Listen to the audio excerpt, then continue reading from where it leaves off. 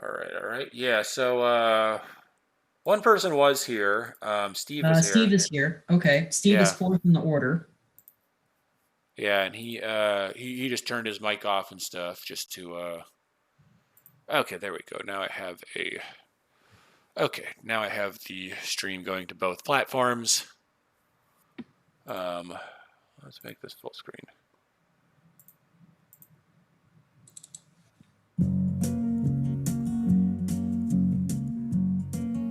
Sound check. Sound check. Sound check. Testing 1, 2. Sounds good. All right. Excellent. All right. Did we get any things to promote for any of them? I don't remember. Oh, I did You know, not. maybe I'll throw a message out now and see if anyone Good says idea. anything. Okay. Yeah, I forgot to ask. I think Steve Goodie might have a new album out. Okay. Let me double check his website. Oh, okay. Steve just said he says promote his website. SteveGoodie.com. SteveGoodie.com. Hi, Stuart. Hello, nice to meet you. Nice to meet you too. I'm just rearranging stuff here, so I don't have the Oh, camera. you're totally fine, Steve. In any case, glad to have you. So you are fourth in the running order. You'll have time to do about 3 songs. Okay, I'm gonna do some other stuff besides songs, but I'll keep it to about 10 minutes, as you said. Okay, do as you see fit. If you also need to do like an audio check or anything like that, just let Dan know. Does it sound okay to you now? A little soft, just a little soft. Is that a little better? Yes. Is that okay with you, Dan? Yeah, it sounds good. Okie doke. If sometimes I get going and it gets a little distorted, let me know if that happens. Will do. Probably won't happen. Thanks.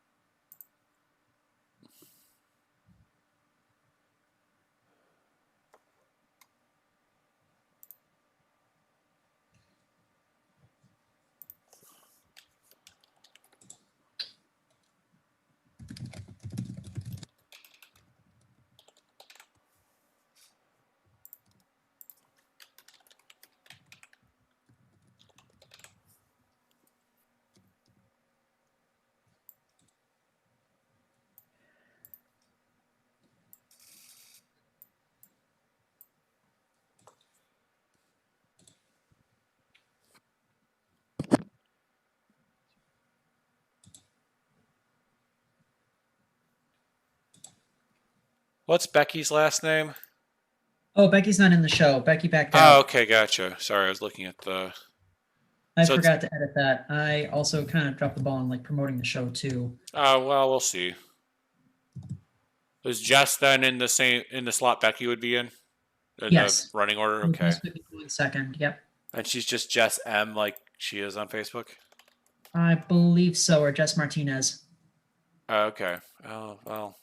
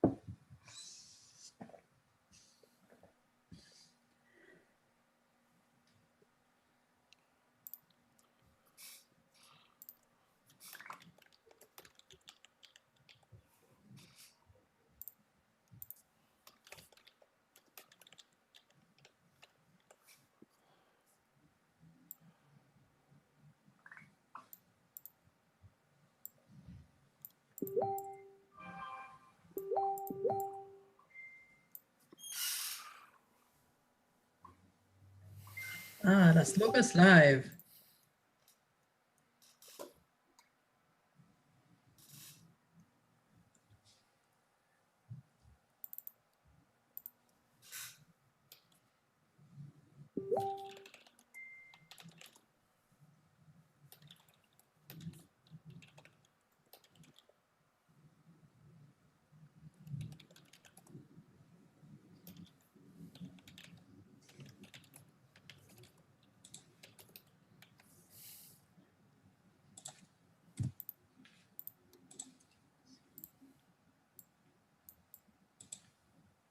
All right.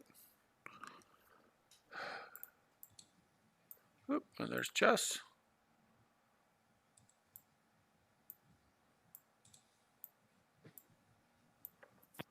All right, so we're just waiting on Leo and Jackie. Uh-huh. Hello, Jess. No, we can't hear you.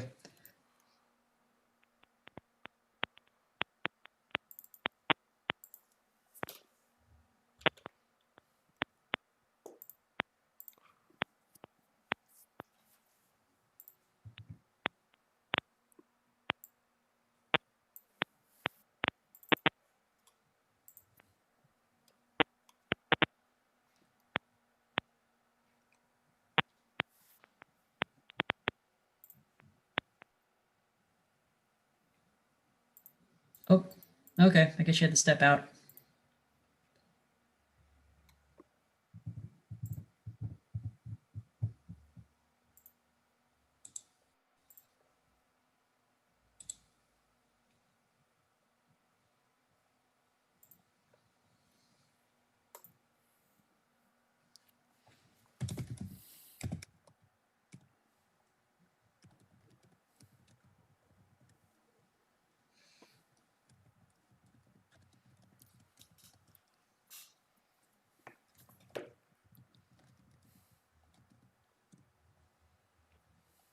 Hi, can you hear me?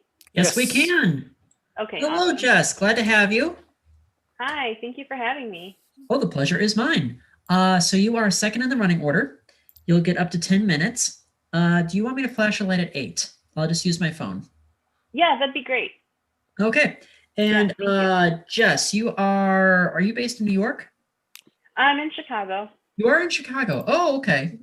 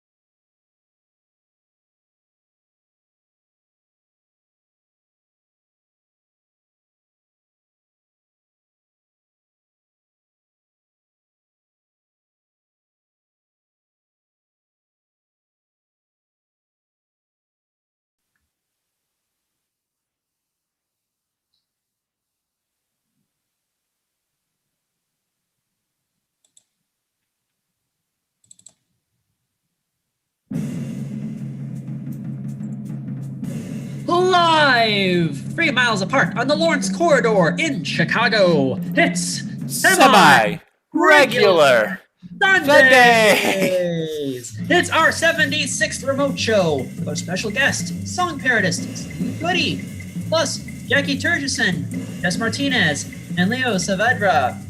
And now, the real reason why Kim and Kanye broke up, Flower Shop Bangers. The real reason why Kim and Kanye broke up. I'll take that. I don't. I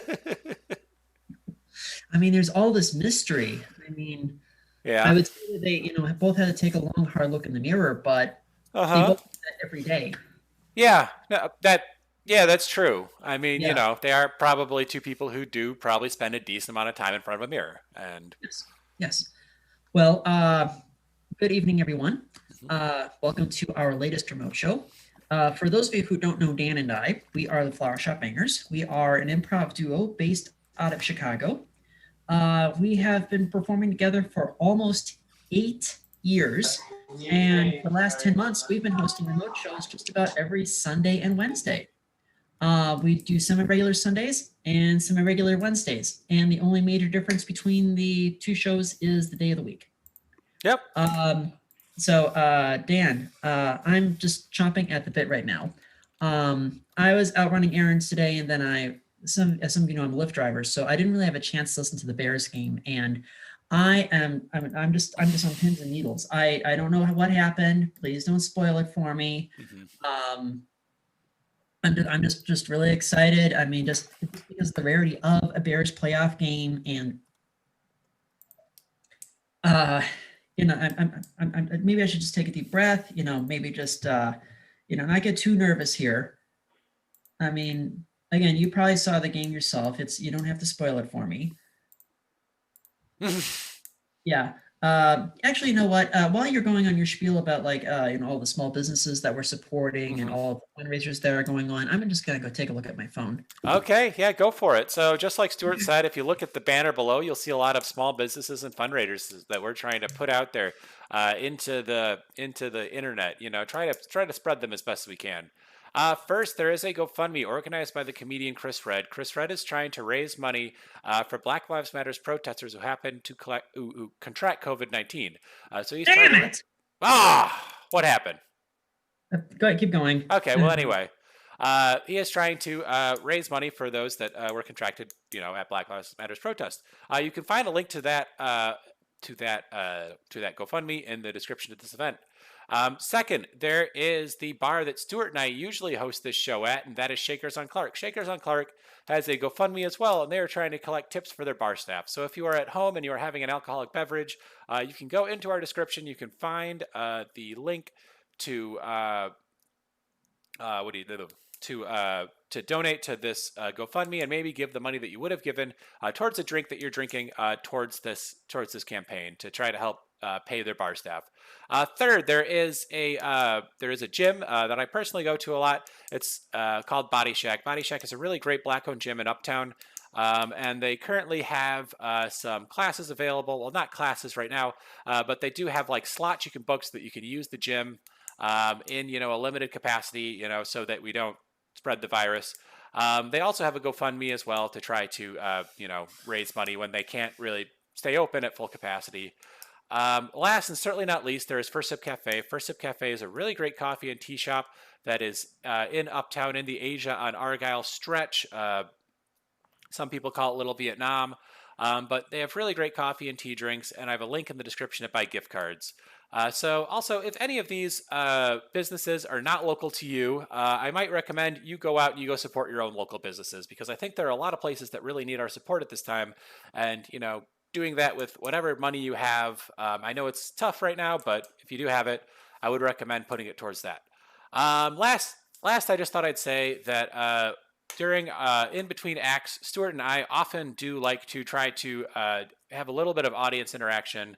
And so if you like or comment on the Facebook feed, or if you comment on the YouTube feed, we'll be sure to give you a shout out. Anyway, that's all I got. Back to you, Stuart. Thank you, Dan.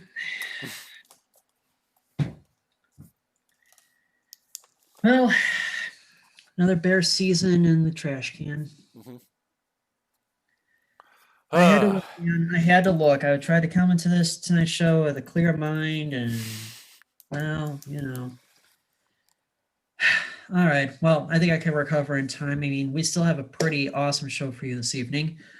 Obviously, closing out the night are your co-hosts and co-producers of Some Irregular Sundays, the regionally renowned Flower Shop Bangers. Woo!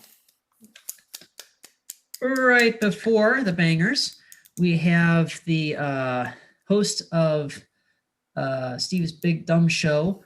He's a song parodist. He just writes funny, basically writes a lot of funny songs, and it's a real treat to have him here. Steve Goodie is here. Woo! Hi, everybody. Right before Steve Goodie, we have out of Seattle, comedian Jaci Terjeson. Woo! Right before Jaci, out of Chicago, we have comedian Jess Martinez. Woohoo! And now, leading us off this evening, our first comic of the evening is originally from Chile. Unofficially, he's probably the first Chilean we've ever had in our show, but he is presently based just outside San Diego. Please welcome to our show, Leo Saavedra. Woo! Hey guys, thank you. Yes, so my name is Leo Saavedra. How Stuart was saying, I'm from Chile. If you're thinking which part of Mexico is that, stop doing that, please. Chile is another third world country all the way down to South America, so it's not part of Mexico. Being here for more than 15 years already. Wow. All the time I get these weird questions, the people asking me, Leo, are you Mexican? And it made me angry, why? Because I speak Spanish, because I look like Mexican, because I love tequila, because I love tacos, because I love jumping walls, because I love being illegal. No, man, any Latino guy can do that. You don't have to be Mexican to do that. Anyways, I got here 15 years ago, as I say, with Coyote Airlines. I don't know if you hear about the airlines. Coyote Airlines, I got here. I was illegal for more than 10 years. Oh, man, don't do that. It's painful. Don't do that, guys. But don't worry. Just in case, if you got any of you guys love comedy, but you also love to call immigration, don't do it. I already fixed my situation. Everything good. I got married. I'm happily married. And let me tell you something. I love my green card. I mean, my wife. I love my wife because you give me the green card, man. Of course, I love her. Man, 10 years. No good. I drive a Prius and oh man, I forget out that joke. Shit. Okay, I'm gonna do the next one. I'm starting from the end. Okay, let's go with the next one. As I said, I already say I drive a Prius, and I just to tell you, I don't have any problems with the side of my dick. But when I live in California, right, and we went to Texas, and they say everything in Texas is bigger, and my son, he wanna rent this car, sport car. It's a Dodge Charger, right? It's a muscle car, sport car. I never drove anything like that, And let me tell you, when I start driving that car, every time I press the gas, I felt my dick grow a little bit, It's like this feeling is amazing. Yeah, now I get it. All these guys driving these fancy cars around, man. It's a wonderful feeling, but it just was for the vacation. But it made me think, like living here in California, I see all these Mexican guys, the Latino guys driving these huge trucks, they look like a monster trucks, and you see them parking and then they jumping out of the truck and it's a little guy, like 5 foot tall, you will, first of all, how you got there? But anyways, I know the feeling, guys, so don't be judgy. It's all right. I have 2 kids. Obviously, I need to make sure I get those papers. No, I have 2 kids because I love my wife and my family. Yeah, right. And, one of them, he got constipated, right? So he couldn't go to the restroom, he couldn't, number 2. And nothing works, we went to the doctor, nothing was working. I got worried. So I called my mom, as a Latino guy, I called mom, hey, you have anything like, a family recipe or something? And she's like, son, I have the right thing for you. So I got excited, and she told me, grab your son and, put a little olive oil around his asshole. I was like, okay, mom, okay. Then the second thing is go and grab some cilantro and stick it inside his butt. Oh, he said, mama, come on, how come? I'm like, no. First question, how long you been doing that? Come on. And she's like, it's a family secret, son. We've been doing that forever. I'm like, oh man, now I understand why all my fucking cousins, you know, they become gay, you know, they love the cilantro thing, you know. Anyways, I don't think I found the right cilantro for me. So maybe when I get my citizenship, because I only have a green card now, I cannot come out of the closet yet. No, it's not good. You know, having kids, and they go to school here now, and they start going to school, and I don't really get this thing in the American school system. The shootings, no, I don't want to talk about it.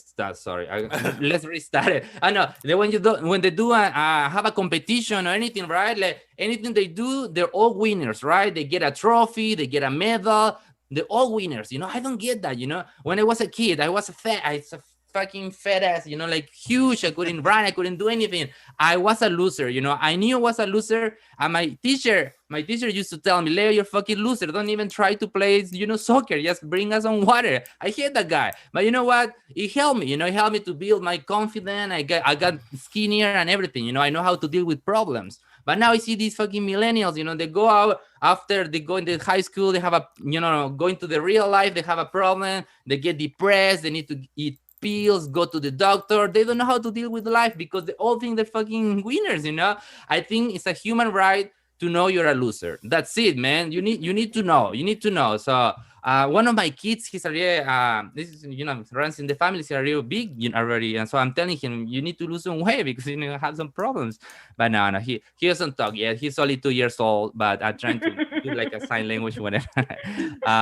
Talking about my kids, one of them, he loved to do this thing. He called it naked party, right? He's like a naked party, and he started getting undressed, running around the house. I guess it's all right, you know. I don't tell him anything.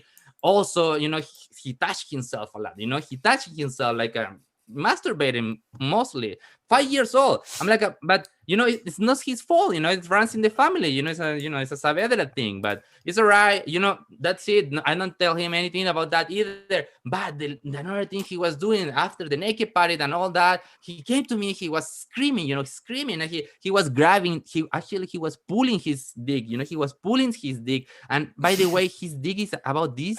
You know, big. It's a little bigger than mine. But anyways, no my problem. Like him. But he was grabbing it and pulling it and screaming like crazy. Papa, this is so yummy. I want to put it in my mouth right now. I want to put it in my mouth and I want to eat it. I'm like, what the fuck, bro? You know, I didn't tell him anything. You know, it's my son. You know, what am I going to tell him? I'm going to traumatize the kid, you know, whatever way people say. But, you know, it gave me two options. I was thinking to myself, yeah, okay, don't get angry at me or anything. I was just thinking.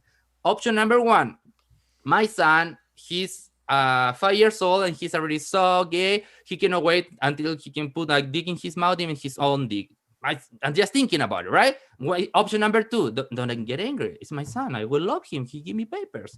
Option number two, he at this age, he already know if he can suck his own dick, he wanna suck his dick all day nonstop, right, guys? All try and it's impossible, right? Stuart, you know, he knows. But you know, like we're missing this match, and it's for a reason, you know. Only two people in this world, I think, they can do it. One of them is Marilyn Manson. I don't know if you remember the rock star from the 90s, 2000. He paid to take off two. Yeah, this is true story. He took two bones from his body and he's sucking his dick now in his mansion. That's why he didn't make any more music, you know, because he's sucking his own dick. And another one, the believers, forgive me, but I think another one is God, you know, because God, if he was able to create all of us, anything he wants, he doesn't have a wife, a husband, whatever he can have, you know, to have fun. No, he's alone. He's alone up there. Even Santa has a fucking wife. Santa, man. Come on, man. I think God doesn't have anyone because he can suck his own dick. Yeah, for sure. And you know what? I think I will never know, because if there is a heaven, I'm not going there. You know, after this fucking joke, but you know, it's worth it. I like it. Whatever.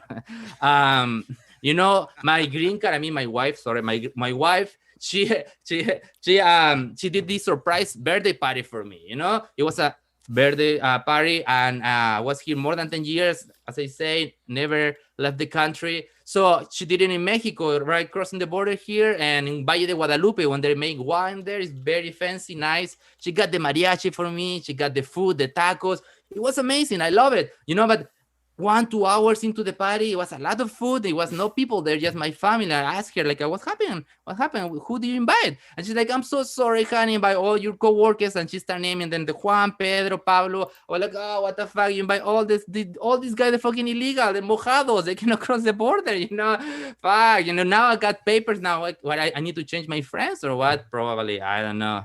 No more birthdays for me, that's for sure. Living in Chile, I didn't speak any English before, worse than this. And we love this song. I cannot sing very well, but we have this song with like don't want a short dick, man. I don't know if you guys remember that song. Don't. And we used to have the choreography with my friends, dance. We went crazy with this song. Every time we see this song, like a choreography, dancing, don't, singing and dancing. And you know what? When I moved here, I started learning English. And out of the blue, I got this song in the radio, and I was like, I don't want a short dick. I'm like, oh my god! I was like, what the fuck? What are we singing to? Like crazy. But the thing like impressed me the most. Like how this song knew me so well. Nobody want a guy with small dick now. Just me. The last one, guys. I went to Russia. And I got like 20 pounds and I started this diet. It's intermittent fasting, right? After some point of the day, you don't eat anymore. So after 4 p.m., no more food for me, only 2 things. One of them is pineapple because pineapple is burning my fat. And another one is pussy because I love pussy. So yeah, all right, guys. My name is Leo Saavedra. Thank you for having me and enjoy the show. Thank you. Leo Saavedra, thank you so much. Also, just for the record, I have not had any.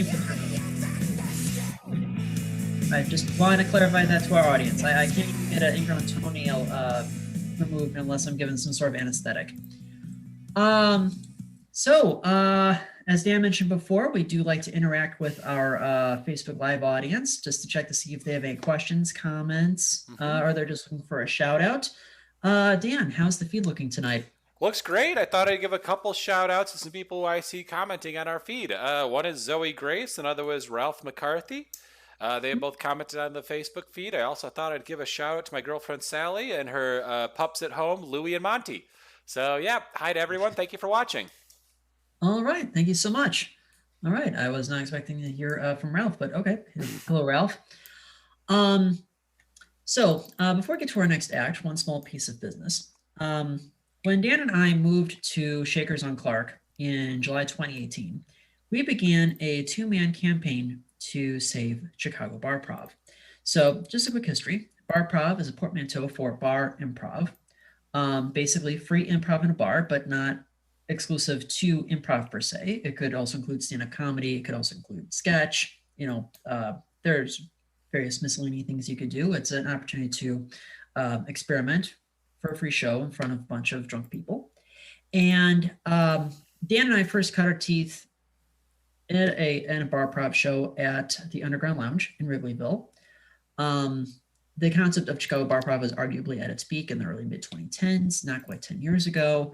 Besides Underground Lounge, we did shows at Mullins, we did shows at the Horseshoe, we did shows at AJ Hudson's, Crocodile Lounge, and one by one, these bars started canceling shows, or they started going into business, or everyone all around just kind of moved in a different direction in general.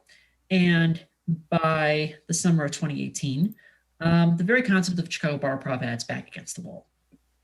And Dan and I kind of positioned ourselves to be kind of the tentpole for the very concept of Barprov, an opportunity for improvisers to get their reps in, and again, just to see some free comedy while you're getting lit. As an incentive for our Save Chicago Barprov campaign, we have set up this improv tip jar. Yes, there is cash inside the tip jar. And normally we have this sitting on like one of those little cabaret tables during our show, but obviously we can't do that. So we are encouraging you to tip us virtually. My Venmo is above me on the screen as well as Dan's Venmo. We're not competing, Correct. Even though Dan's birthday was last week. Yeah. Yes. Yep. A Capricorn would do that. And you are plenty welcome to donate money to tonight's show. Now, Now, by my count, we have roughly $24 inside the tip jar, which means all of our performers tonight are going home with $4 apiece. We did not tell any of our performers tonight that this was a paying gig. Hey, if you donate $6 right now, there'll be $5 for each of our performers. So go ahead and if you're enjoying the show tonight, please make sure to tip into the tip jar into either of these Venmos. With that said, our next performer is originally from, it just so happens to be a Chicago comic. And not only a Chicago comic, but actually someone we just met. Really phenomenal comedian. Happens to be hosting a, I'm sorry, I'm blanking on the show. I need to go through my notes here. It's called Locust Live. Las Locust Live, and it starts this Thursday. Season 2 starts this Thursday at 7 o'clock Central Time, 8 o'clock Eastern. Please welcome to the show, Jess Martinez. Hi. How are you guys? Thank you guys so much for having me. I'm really excited. You know, they say if a sign of depression is losing interest in things you do. So I'm really excited to be here. Have you guys heard about this COVID thing? Do you guys hear about this? Did you guys scroll by it on Facebook? Did you tweetle it on Twitter? Did you make that recipe on Pinterest or whatever? Yeah, COVID's pretty terrible. Ever since I wrote this joke, over 250,000 people have died from COVID. And honestly, the worst part is that I can't fully, I can't, it's really hard. It's a really hard time. It's really getting in the way of my game. Like, it's really hard.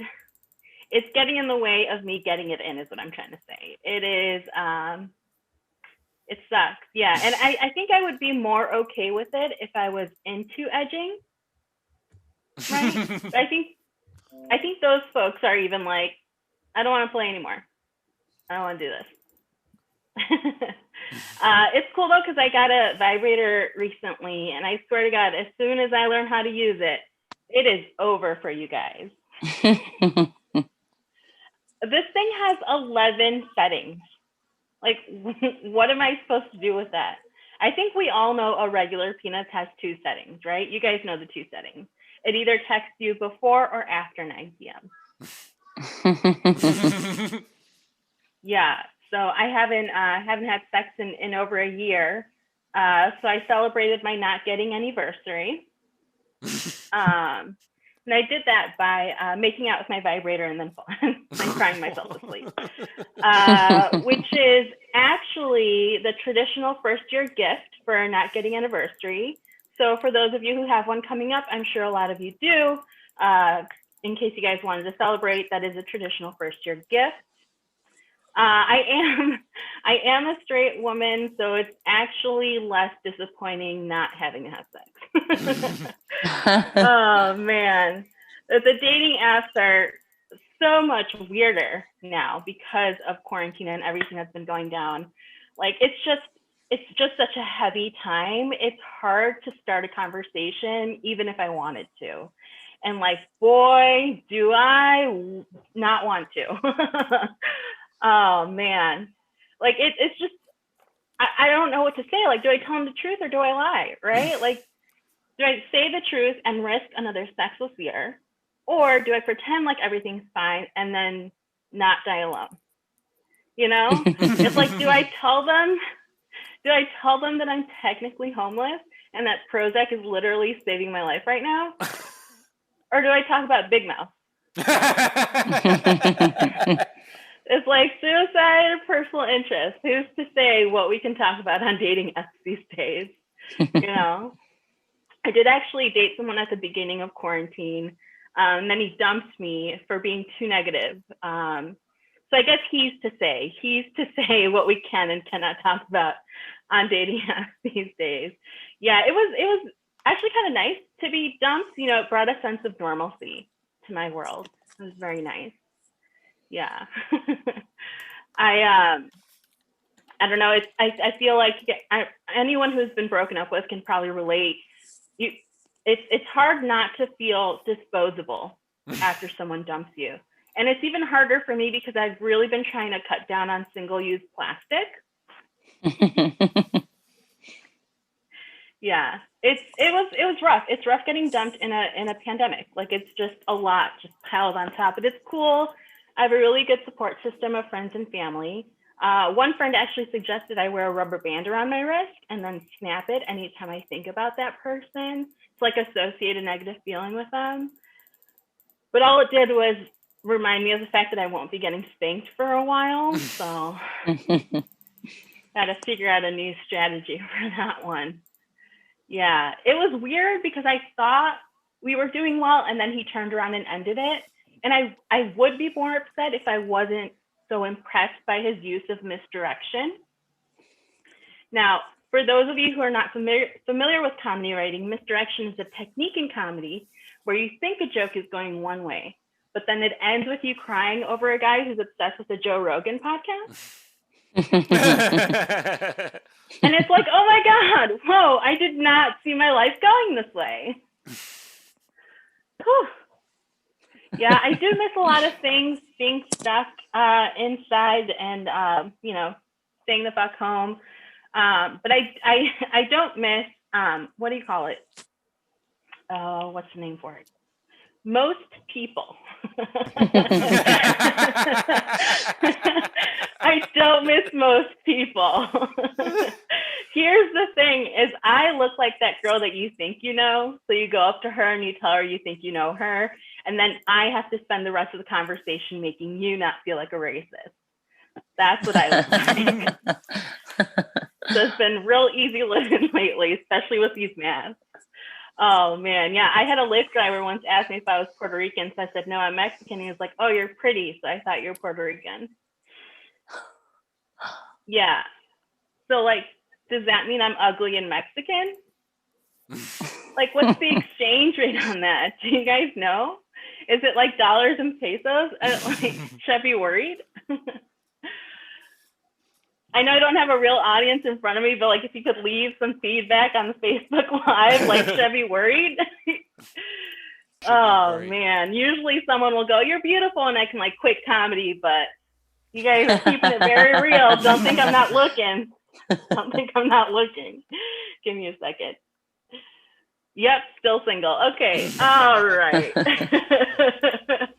Yeah, I'm Mexican, so things mean more to me in Spanish than they do in English. I don't know if anyone here feels that way. Well, you can call me stupid all day long and be like, yeah, whatever. But the minute you call me estúpida, I'm a cut a bitch. Some slack. She probably had a long day. We've all had long days. I'm a nice Mexican. Oh man. One thing I miss, another thing I miss from being in quarantine is going dancing with people. I love going dancing with people. I don't know if you guys like going dancing, but I'm very grateful for not having to figure out my outfits because that was like a pain in the ass for me. So like I would try doing black on black outfits because it's supposed to be sexy and cool. But I don't feel sexy and cool. I just feel like a single mom who works at Hair Cuttery. Right? Who like somehow still has the energy to be like, I'm single, bilingual, and ready to mingle. Yeah. Some women like to wear fuck me pumps to the clubs. I don't know if you guys are familiar with this, fuck me pumps. If you're not, fuck me pumps are these super sexy high-heeled shoes that are supposed to get you laid. I don't know what the math is on that, but I don't like wearing heels. I think they're uncomfortable. So instead I have, seriously though, someone fuck me sandals. Yeah. And if I'm feeling a little bit more laid back, a little bit more casual, I do have, it could literally be anyone flip-flop. That's my laid back voice. This is my laid back eyes. Oh man. Yeah. You guys ever find yourself talking to someone that's like more attractive than you at the club and you think to yourself, I do have a great personality. That's me most of the time. Oh man, I think that's it for me. Thank you guys so much for having me. Have a great rest of your pandemic. Jess Martinez, everybody. And again, please make sure to check out her show. The second season starts this Thursday at 7 Central, 8 Eastern. Steve Goodie and Jaci Terjeson still on deck. Dan, any updates? Yeah, sure. I thought I'd read a comment from Zoe Grace. She says, "You shouldn't be worried, girl. You're awesome." So, Jess, Love it. Thank just you. So you know, there so was some sweet. feedback from the Facebook feed there for you. I'm gonna quit comedy now. Thank you so much. Ralph McCarthy says, "You rock, girl." So Aw. you can safely quit comedy, you know, but you can keep doing it because you're funny. So. You got it while you were ahead. All right. Just want to mention that if you have missed any part of the show so far, do not worry. We archive our shows. This is being recorded, and this will be available for viewing right after this show ends, which by my best guess will be at about 8:15 Central Time this evening. And again, we do this every Sunday and Wednesday, and it's always free, and we're going to keep doing this through, well, whenever we're allowed to get, going to bars and, masses can be huddled again, yearning to get a beer. Without further ado, our next comedian is originally from the Seattle metro area, right from the middle of the CHAZ or whatever it was called. Welcome to our show, Jaci Terjeson. Hi, you guys. Yes, I was born at Chaz, actually. Grew up there, moved away. No, I'm kidding. Hi. Yeah, like Jess said, this pandemic, right? It's really hanging in there. I thought it would be a lot more fun than it turns out to be. We've been going to the park every day, which I like because like a cute kid on a swing is the only way you can push them. Just like, get up there. Mama needs this. My kid's always like, Mom, it's too high. And I'm like, this isn't about you. It's great. I love my kids, you guys. I remember when I was younger, and I was like, I can't wait to be a parent one day. I meant one day. This is like a lot longer commitment than I realized it would be. Oh my God. They're great. They're amazing. I was talking to my buddy the other day, and he told me during quarantine, he went on an isolation retreat. I was like, aren't we all already on an isolation retreat? He was like, no, this was different. This was a silent retreat. So I went home, told my kids, ours is also silent, so everyone would shut the hell up. It didn't work. But I think if I could prepare myself for this pandemic, like somehow, if I could go back in time, I would be like, hey, don't get rid of those juicy sweatpants. You're going to need them. Hindsight. Oh my God. So I am from the Seattle area. I'm from a city called Tacoma, Washington. And it's a little different. I moved here from Seattle. There was a little bit of an adjustment because here in Tacoma, every day is pajama day. It's like super weird thing they do. Everyone's in on it. Like just the other day, I was talking to this guy. I was like, listen, I get that this is a serious situation, but I am so distracted by that onesie, officer. It's very casual here is what I'm saying. I bought a house in an up and coming neighborhood, but I found out later that is just realtor talk for really shitty. It's like all that means because I've actually been robbed multiple times since I moved here, but that's just Tacoma's way of hazing you, Yeah. It's like, I get it. I belong. Stop. Please. I want to keep my stuff. I think my favorite time that I was robbed, like if I had to choose. You know? And we're gonna stick a gun up to my head, which they will. Would probably be when someone stole plants out of my yard. Literally, they were planted in the ground because Tacoma's committed to thievery, I guess. Very committed. They'll do the hard work, is what I'm saying. And I never found out who they were, but I knew they were local because I could see the slipper tracks. Never got those plants back, you guys. I'm a millennial, and I can prove it to you guys. I have had 22 jobs in my life. Oh my God. Yeah, that's real. And you know what that says about me as a person? It says that I give a kick-ass interview, right? Yeah, hell yeah, at least 22 of them, you know? Like, I'm not gonna stick around and like do the work. Like, yucky. Oh. But you'll hire the hell out of me, you know? Hiring me is a lot like online shopping because it only takes a few minutes for the boss to be like, this is not fitting like I thought it would. And why is there so much side boob? Inappropriate in a workplace. Technically, I have had 23 jobs. If you count my current one, spoiler alert, I already tried to quit, you guys, just to stay on brand, you know? But one guy, it got so awkward in the meeting. One guy literally started crying and the other guy looked at me and he shit his pants.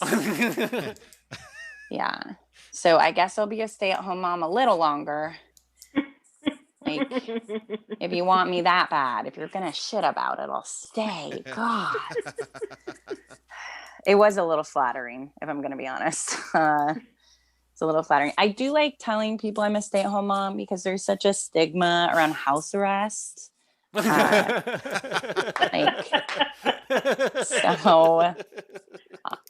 So unfortunate. Before I was a parent, you guys, I was so judgmental. I'm just going to confess to you. Like, if I saw like a kind of trashy house, my first thought in my mind would be like, oh my God, these guys are cooking meth in here. Like, what the hell? Which is horrible, right?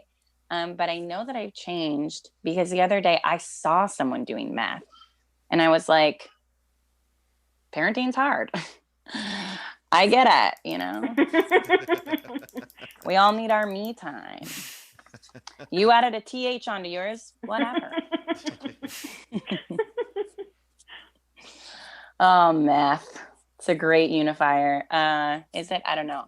I'm kind of an upbeat person. Like, I like to think of myself as upbeat because I'm super good at turning anything positive, especially pregnancy tests. Like, way too good at that, you guys. I had 2 kids in 18 months. Oh. Yeah. Having kids that close together, it's like surviving Black Friday at Walmart. Because, like, you're happy with what you get, but you're still tore up from the floor up. Yeah.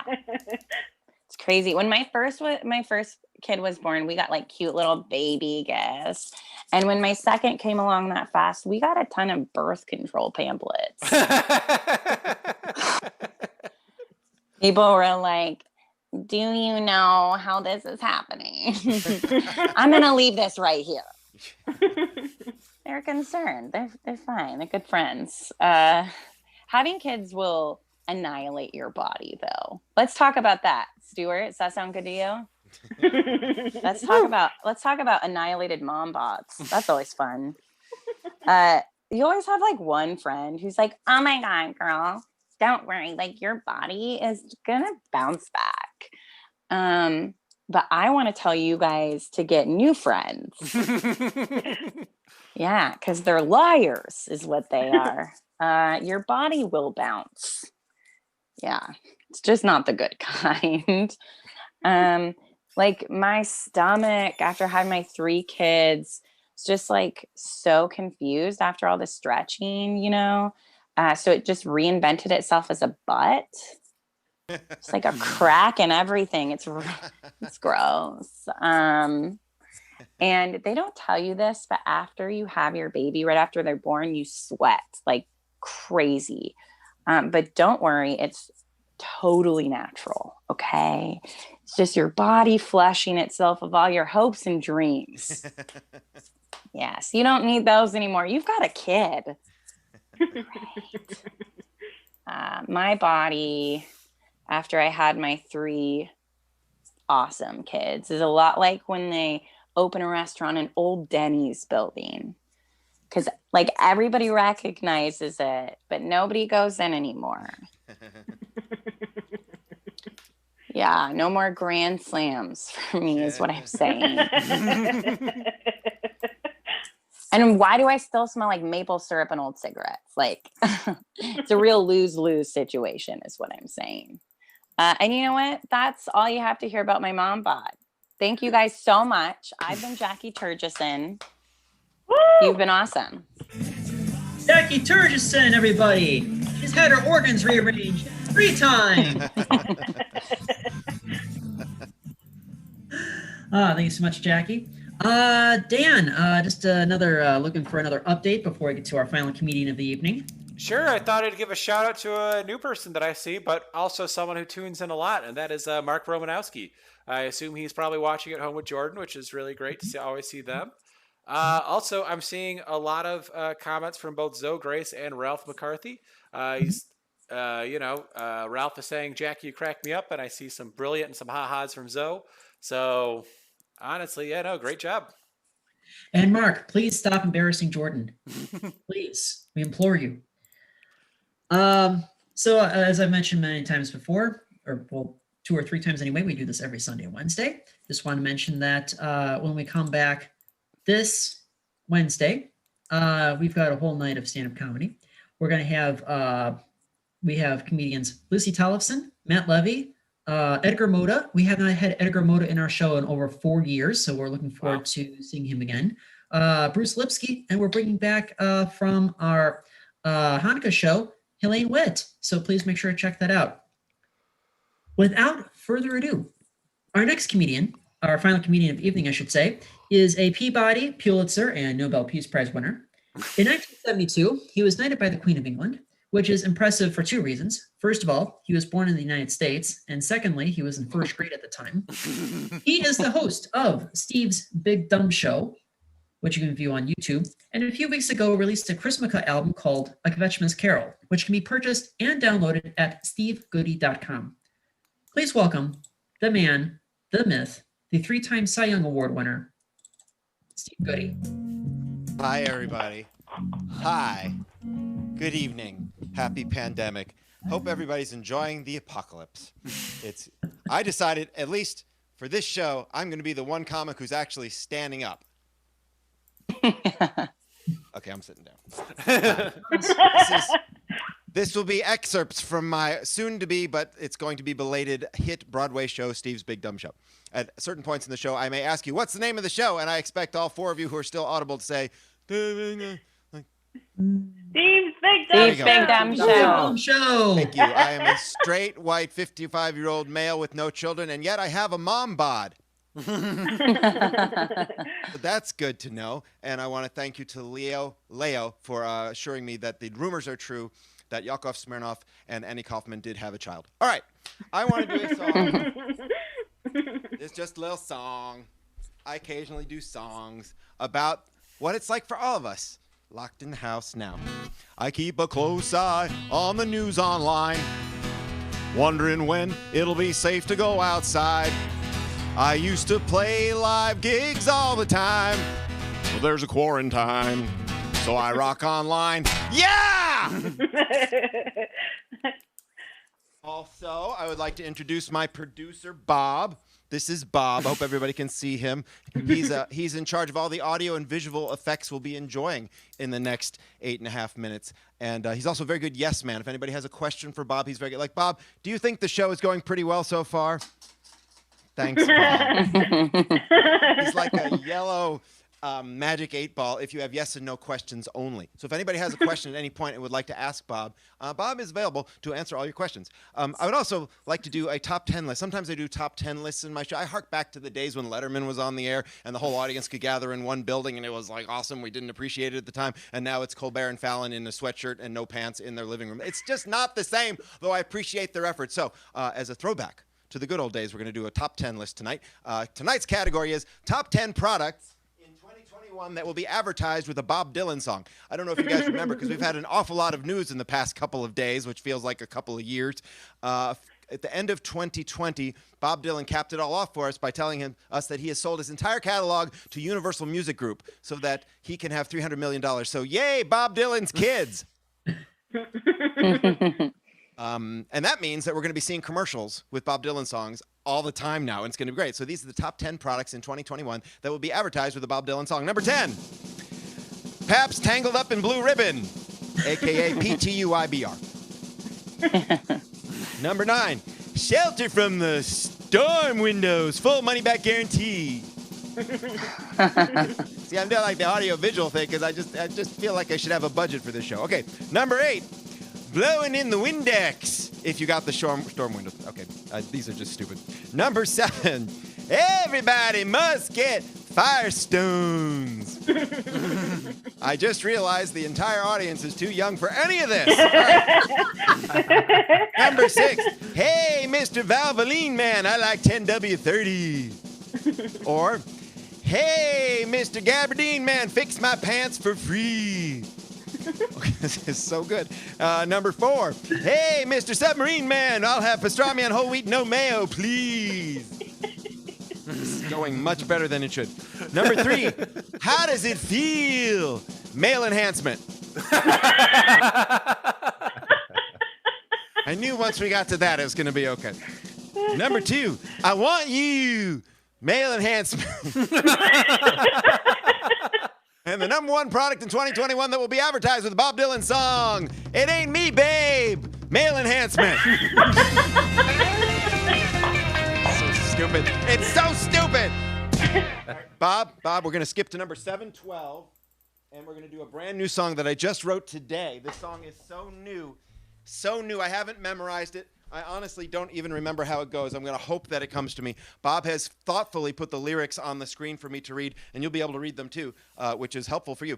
There's been some talk that Trump may try to run off an Air Force One on January 19th, maybe to Scotland to avoid prosecution for his many crimes. But of course, we've heard quite loudly, Scotland don't want him. So, but there's lots of other places where he could go. So here's a message to every other country in the world that has an airport. Don't let this traitor land, send him back to my land. Don't let him ashore, we gotta put him on trial, man. For treason and sedition and incitement and racketeering and extortion and obstruction and bribery and bank fraud and insurance fraud and conspiracy to defraud and tax evasion and money laundering and kids in cages and coercion and collusion and quid pro quo. And he wants to date his daughter. This man must pay some penalty. Hey, that's the end of the song. There you go. What's the name? Oh, I forgot to ask. What's the name of the show, everybody? Steve's Big Dumb Show. Well, I got the guitar. And I think I just unplugged it. Yay, because I'm a professional. It's now going to go thump. Everybody ready? Okay. Bob, we're now going to go to number 176. About 3 years ago, before all this pandemic stuff, I had 3 friends in the hospital all at the same time. This is what happens when you get older, kids. Something to look forward to. All your friends start collapsing on you. And this was before the pandemic, so we could all visit in the hospital. For 2 weeks, I was visiting at least one hospital every day. All 3 of them pulled through, I'm very pleased to say. But for a while there, it was pretty exhausting for everybody, especially me. I don't know if you ever had to visit someone in the hospital. Here's the tip. The best time to visit someone in the hospital is right after the sponge bath. Because they feel the best. And they smell the best. So here's a little song that I wrote with one of my friends who was in the hospital, and it's a sing-along, so jump in if you catch on. Well, I'm in the hospital, lying in bed. Sponge bath, no pants. Somebody must wash me from toe to head. Sponge bath, no pants. They took out my liver and cleaned up my veins. Sponge bath, no pants. Now you gotta wash everything that remains. Sponge. See, this is something you kids can relate to. Ready? Sponge bath, no pants. Sponge bath, no pants. Sponge bath, no pants. Sponge bath. Take it, Jackie. No pants. No pants. That wasn't Jackie. No but I pants. don't care. No pants. Thank you very much. What's the name of the show, everybody?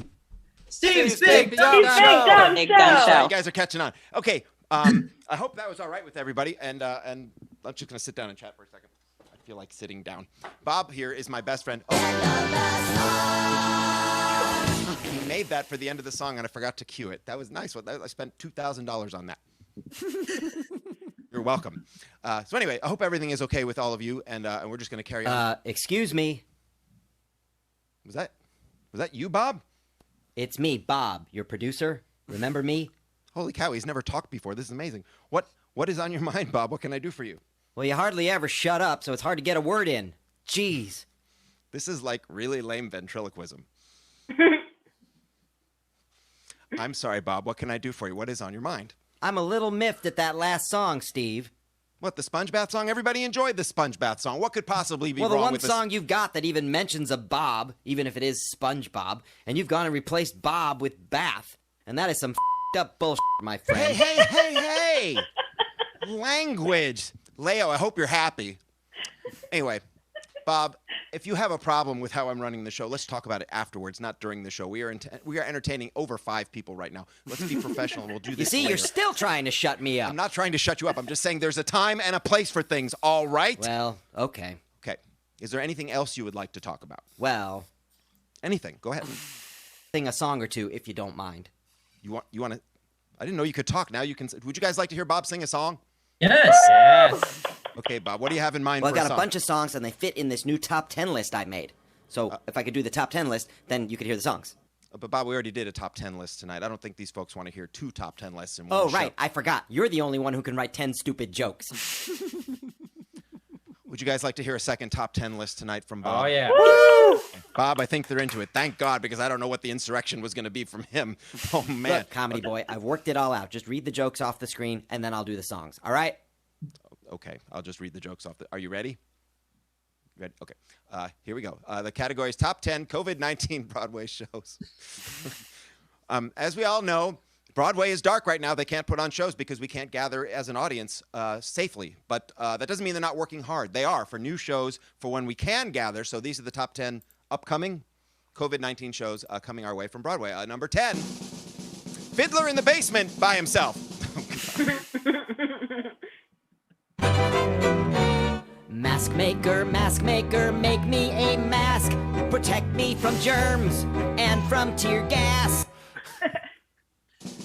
It got dark immediately, Bob. Number 9, Man of Pneumonia. Are you kidding me? To drink the undrinkable bleach. This is very questionable taste. I'd just like to say I object to this entire thing. Number 8, Charlie and the Ventilator Factory. Oompa loompa doompa dee doo. This thing is way, way worse than the flu. You just wanted to have some hair. Number 7, Les Miserable Excuse for Leadership. He's a nitwit on TV. He won't wear a mask at the mask factory. Well, I'm glad we're not getting too political. Number 6, Phantom of the Live Streaming Virtual Opera. Well, that's what we're doing right now. That is totally appropriate. The Phantom is inside a little square. 'Cause he's online. I like the smoke effects. I hope you guys could see that. That was really, I like the attention to detail, Bob. Number 5, I'm going to do this one. You just sit tight, and I'll show you why in a second. Number 5, The Tiger King. Hakuna, my arm's gone. You don't have any arms, so that wouldn't make any sense. Yeah, Yeah, okay, whatever. fine. All right. Number 4, Oklahoma, which has actually been playing in the Berkshires for about 40 years now. Oklahoma, where Herman Cain went to see a show. He said masks were dumb. Now he's become another statistic, don't you know? Number 3, People who still think it's the flu, aka the Book of Morons. I believe that the Lord God created this virus. No, wait, it was a meme on Facebook that told me it was created in a lab by Bill Gates. And I believe... Oh. Man, I was just getting into that one. Number 2, don't kiss me, Kate. Because it's a pandemic, you see. I don't know any songs from this show. Cop out. Are you kidding me? We've got Chicago people here. It's the home of theater. Are you? And the number 1 COVID-19 Broadway show coming your way, the Rocky Hydroxychloroquine Show. Here we go. It's just a stunt from the left. Trump says everything is all right. It'll all go away like a miracle overnight. But it's been weeks and months. We're all going insane. Let's do 2019 again. Let's do 2019 again. Do over. It's Bob, everybody. Thank you very much, you guys. I really appreciate you having me on the big show. Hey, everybody! Woo! Oh, it's Oh, that was phenomenal. Thank you so much, Stevie. And you're presently based in Tennessee, correct? Yes, I live in Nashville, where we just got the internet 3 weeks ago. We're very excited. Oh, awesome. Yeah, let me know how DSL goes. I got my first spam. Hey, congrats. Yeah, was it Xanax or boner pills? G5. Ooh, okay. Or 5G. I'm sorry, I said it backwards. We're a little backwards down here. Oh, gotcha. Actually, now that I think about it, I think I may have an addition to your top 10 list for Bob Dylan commercials. Yeah. Well, it hands you a nickel and it hands you a dime. If you're looking to buy a watch, it's $7.56 below overtime. Wow. A deep cut. Thank you. Thanks, Yeah. Stuart. Thank you. You know, if they're not getting Blowing in the Wind, they're not going to get that one. Oh, of course not. Or Masters of War. Yeah, try making a Lockheed Martin commercial out of that one. Steve Goodie, everybody. Thank you so much, Steve. And to Jess and to Leo and to Jackie. Thank you so much. This has been a really awesome show. Before we get to our final act, Dan, how's the live feed looking? Live feed looks great. I see more comments from Ralph and Zoe. Apparently Zoe started dancing, and then Ralph says, Bob was great. Steve was okay. Lol. Also, I thought I'd give a new shout out to someone I do see watching, and that is Mitch Kessler, our teammate at One Group Mind, and just really great all around dude who I feel like I always saw him just like at our shows at One Group Mind. Before he was a part of our team, he would just show up, and now he just shows up to these shows, and I kind of love it. Mitch, I miss you, man. Yeah, Mitch, good to see you, buddy. My neighbor, Mitch Kessler, by the way. Also, I held my dog in the screen for a moment just because, you know, I feel like he hasn't appeared in the show for a bit. That's true. He hasn't. No, he sleeps in my room, and I moved my office. I used to have my office in my room, but now it's here. So, you know, you don't see him as much, but, you know. Right. That's Theo, my dog. We call it semi-regular central. Yeah. Yes. At the Dr. and Mrs. Dan Anderson Memorial Studios. Who cares if Dan is not a doctor, not married, and, you know, obviously isn't dead. Nevertheless. Our final act of the evening are the co-hosts and co-producers of Semi-Regular Sundays, who, until 10 months ago, were hosting this show at Shakers on Clark, at the 3100 block of Clark in the Wrigleyville, Lincoln Park area. No, sorry, Wrigleyville, Boys Town area. I can't believe I fucked up that introduction. They have been performing together for almost 8 years and very likely will be celebrating their 8th anniversary right here on Zoom at some point in late March or early April. They have done improv festivals in cities as exotic and as far-flung as Omaha, Nebraska, St. Louis, Missouri, Green Bay, Wisconsin, Grand Rapids, Michigan, and Baltimore, Maryland. Please welcome to the stage, Flower Shop Bangers.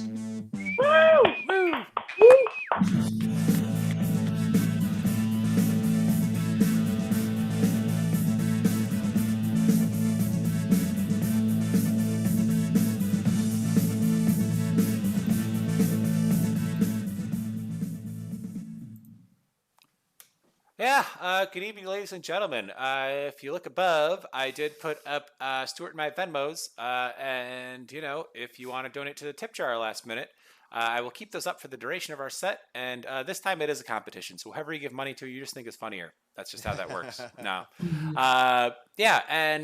So without further ado, we are the Flower Shop Bangers. We're going to do some improv for you, and we get weird with it.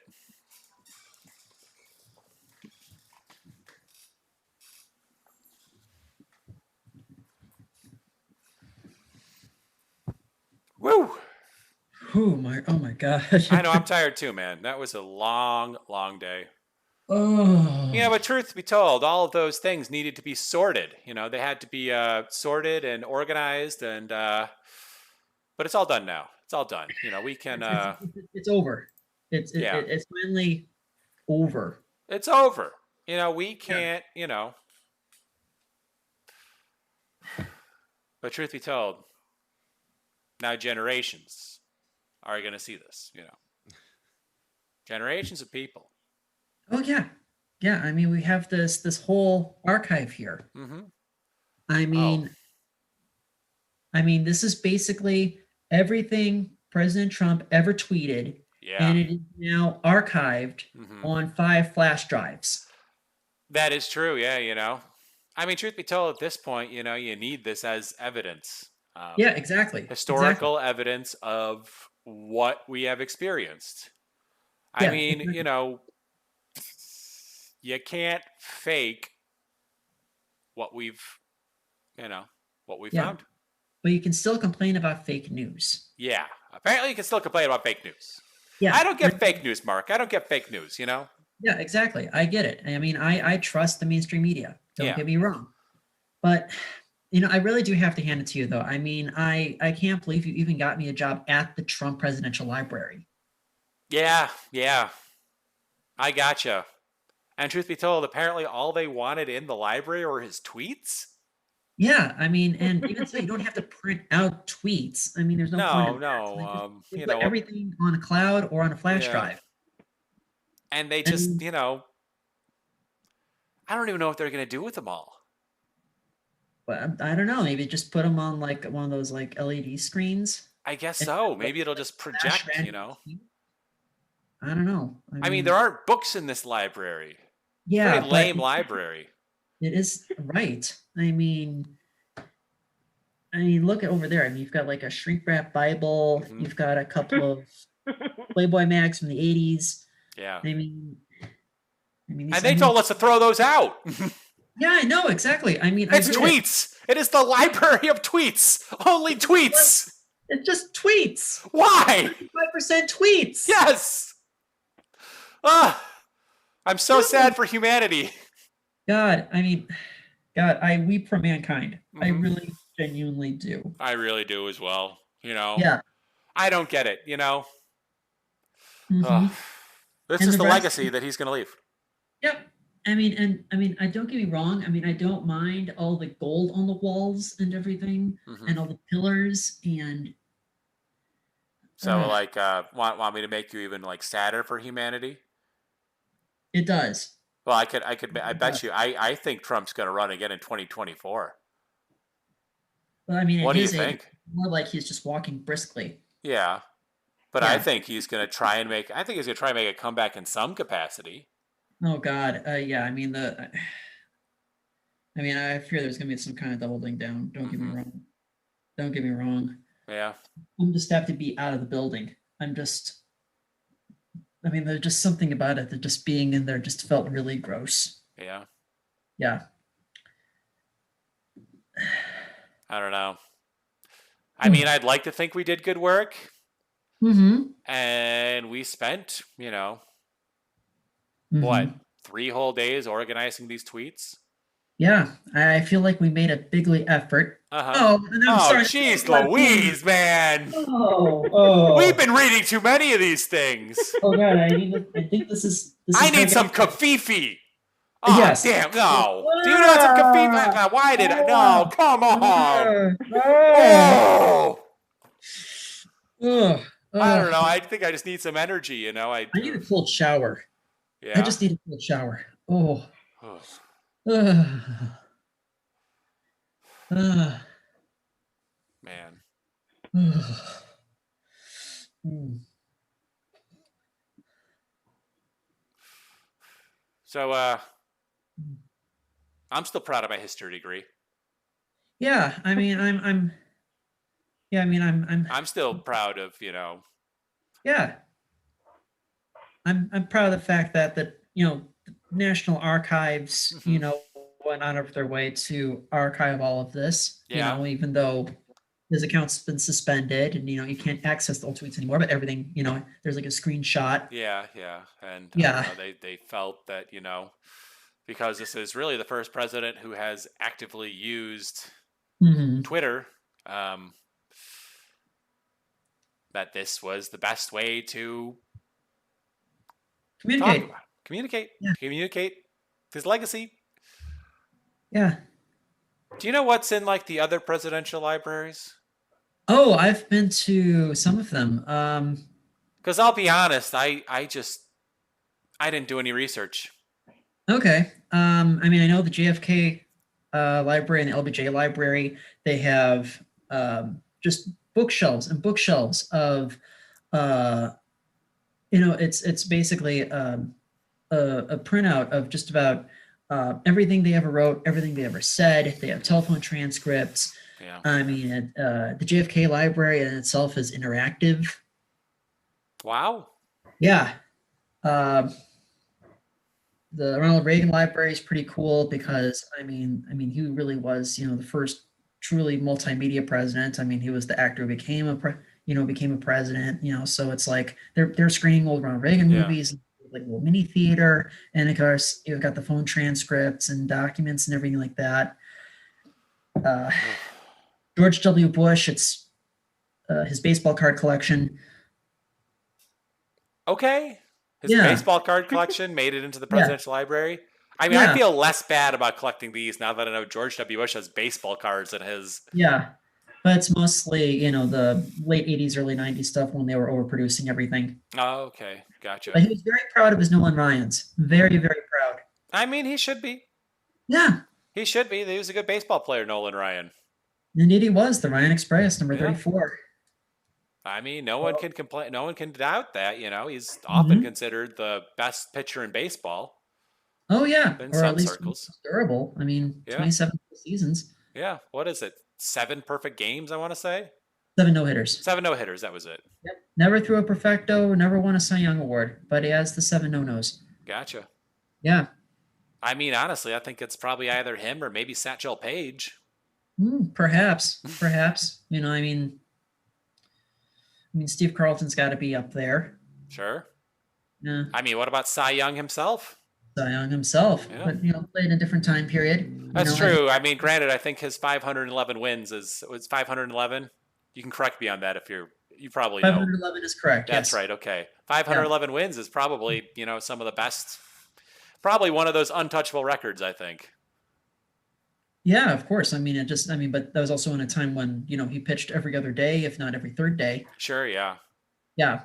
I mean, I get that, but also because the game has evolved, no one's probably ever going to touch that record. Yeah, exactly. I mean, if a modern day pitcher got 20 wins a year, I mean, they'd have to pitch for something like over 25 years. 25 years. Yeah. Yeah. No one's going to get 20 wins a season for 25 years. That's insane. Yeah. Yeah. Considering how many pitchers, are out of baseball by my age, and I'm 36. Yeah. That's true. Yeah. I mean, John Lester's my age and he has nothing left. There you go. Yeah. Thank you for taking my mind off this. I mean, this is no problem. No problem. I think we like need. I've made some deal with the devil or something like that. I feel it's yucky. I think that's really the best way. No. Just yucky. I mean, did you watch Tiger King? A little bit of it. Yeah, I got through the first couple. So, do you remember the campaign manager who was like, "I really want to be a campaign manager. That's my life goal." And he took to be a campaign manager for Joe Exotic when he ran for governor. Right. I think that's kind of what we're doing. My dream was to document history, and now I guess I got my dream. Yeah, I mean, that just It's a sad one, but it was my dream. yeah. Oh, fuck. Yeah, I mean, technically, this is considered history. Yeah, this is history. I mean, regardless Not of history I'm passionate about. no. I mean, regardless of where you stand politically, I mean, this happened, and this will be preserved for generations to come. Yeah. It's one of those, like, I feel like I'm documenting this history so it doesn't repeat itself. Yeah, You know? precisely. I think if I'm going to feel good about myself, that's about how I feel good about myself. I do not want this shit to happen again, you know? Yeah. No, I get it. I get want it. to try to promote an educated populace Mhm. who does not elect someone this dumb again. Yep. Yeah. That's just Mhm. how I feel. That is how I feel about this whole about this whole library, man. Yeah, I mean, just all these empty shelves. I mean, again, I mean, most of it is just the flash drives and the sound and the cloud with all the old tweets. Yeah. I mean, okay, there's some family pictures too. Mm-hmm. There are a couple. I mean, I was especially fond of that one picture of Donald with his father and Fred Jr. And, for some reason they're all like, they're not hugging. It's almost like if Fred and Fred Jr. were both like standing a good couple feet away from Donald. Mm-hmm. Telling. Very telling. Yeah. Yeah. It's telling. Yeah. I mean, was Barron in that picture? I don't know if that little boy was Barron. I mean, yeah, I mean, considering. I mean, probably not born yet based on the timeline you're saying right now. Yeah. Gotcha. Yeah. But it is kind of that cold, distant feeling. You want a beer? I mean, I've got some beer in the trunk. Yeah, I'd love a beer. Yeah. Okay, here you go. Thanks, man.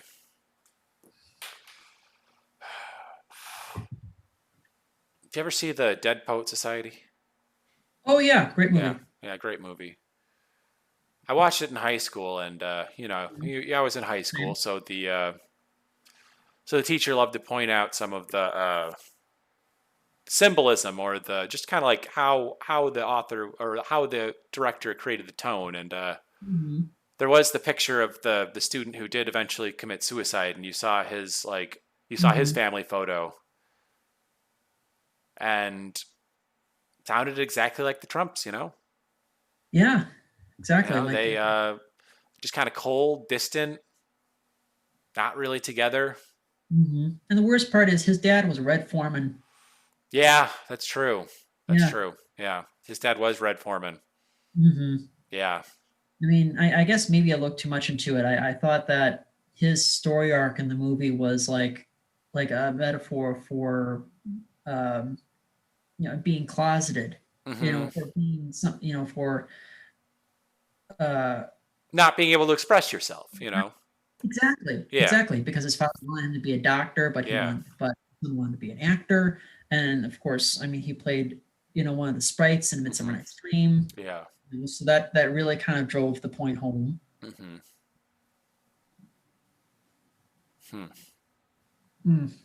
I almost feel like the way this discussion is going, we're almost like painting the Trumps as misunderstood, but I don't feel like that's what I want to say. Well, exactly. I mean, by misunderstood, do you mean like the lack of punctuation, the weird capitalization? Okay. Spell? I mean, yes, I guess in some ways that could be the way, although apparently QAnon believes they're understood as like exposing the, Hollywood elites or whatever. And that's just madness.